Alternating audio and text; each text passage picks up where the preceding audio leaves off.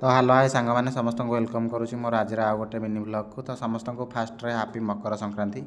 तो आज जेहेतु संक्रांति तो सकाल सकाल गाधे पाधे रेडी मंदिर को बाहर पड़ते देखिपे एति फुल ही थी। तो आज संक्रांति मंदिर जी तो से फुल भी बहुत कम आज गचर फुटी। तो बेलपत्र किसी गचर तोली धोईकी रखी मंदिर को नापी फुल बेलपत्र को धरी मंदिर में आसिक पहुँची देखे तो बापरे बाप मंदिर में एत जोर रे भिड़ आईटा हूँ भोग दुकान पाखे तो प्रबल भिड़।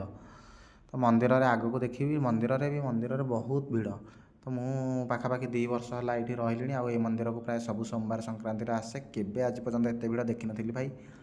आज तो बहुत भिड़ देखिकी मो मुंड खराब होगा कहीं सकाल सकाल अलरेडी मोर बहुत लेट हो जाता ड्यूटी भी जबार था। तो मंदिर में आसिक भिड़ देखी मो मुंड भी पूरा खराब। तो से जहाँ भी हो मंदिर को आसी मैंने दर्शन कर पूजा सारिकी तो जी। तो भाई को मागिली बहुत समय अपेक्षा कलापर मोर पाली पड़ा। तो मंदिर में आसिक देखिपे बाहर फास्ट चप्पल देखी दूसरी लोक मान गहली कौ भाया चप्पल देखिए तो जापे।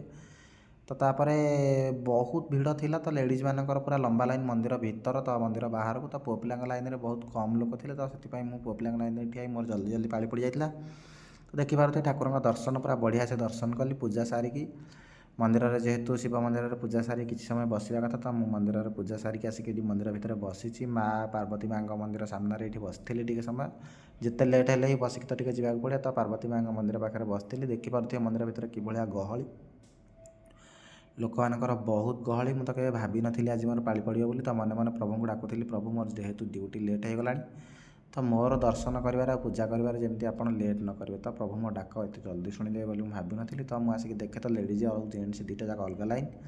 तो अलग लाइन में जेन्ट्स लाइन में जेहेतु बहुत कम लोक थे तो पाखापाखि 8-10 जन भर मोर पाली पड़ जाता। तो मु मंदिर में दीप जाली सबुदिन तो फास्ट जेहेतु वृषभ पाखे मुंडिया मारिकी मंदिर भितर को जाए। आज जेहेतु एत बड़ लंबा लाइन देखिए केत बड़ लंबा लाइन।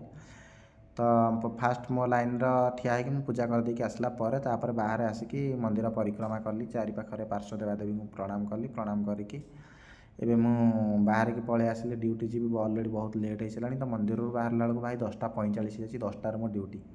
तो मुझे देखिए पूरा आश्चर्य। तो से जहाँ भी हो जाऊ तो मंदिर देखिपे यहाँ मंदिर बाहर भ्यू। तो मंदिर जेहेतु देखी पार नी गला बेले कहीं अलरेडी मत लाइन देखिकी तो आश्चर्य लगी कि मो पाली केत पड़ो से तरबर भिडियो फिडियो सब अफ करदे तरबर मंदिर भर को पलैली।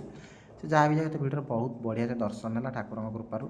तो यहाँ मोर आज खाଇବା संक्रांति स्पेशल पालंग डालमा शिंब आलू माने सोरिष मसला दिखाई तरकारी शिंब आलू टमाटो मिक्स पड़ी यहाँ हूँ पालंग डालमा यहाँ हूँ भात यहाँ उषुना भात कहीं संक्रांति एमती अरुआ खाइनी। रोचे नमस्कार देखा नेक्स्ट ब्लॉग रे।